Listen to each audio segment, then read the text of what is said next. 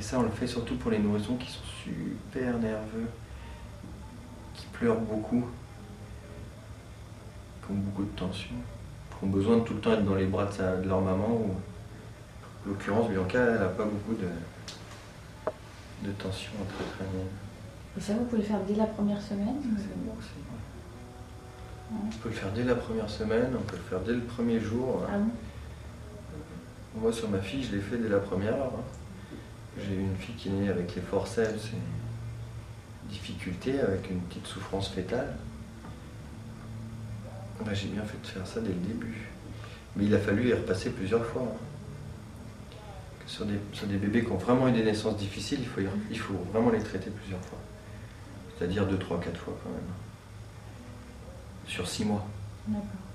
Bon, vous voyez quand même que ça peut ne pas être perturbant quand même. Ouais, j'imagine pour les bébés qui ont des problèmes de sommeil, ça doit être... peut-être par exemple ceux qui confondent le jour et la nuit, ça peut être efficace pour les... Ça peut être bébés. efficace, ouais. Bah, les bébés agités, souvent, c'est dû à des tensions de membrane qui sont pas bien dans leur corps. Hein. Regardez-nous, quand on n'est pas bien dans notre corps, on s'agite, on change de position, on bouge tout le temps. La station immobile ne nous convient pas. Alors on va mettre en tension tout l'axe vertébral jusqu'au crâne. Voilà, en inversant tout ça. En mettant sous pression, sous tension, hop, et ça tourne. Impeccable. C'est un peu pour faire revivre l'accouchement. Voilà.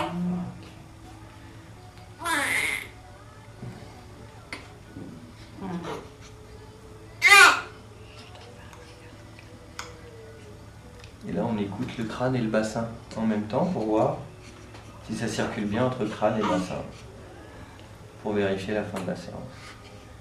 Super.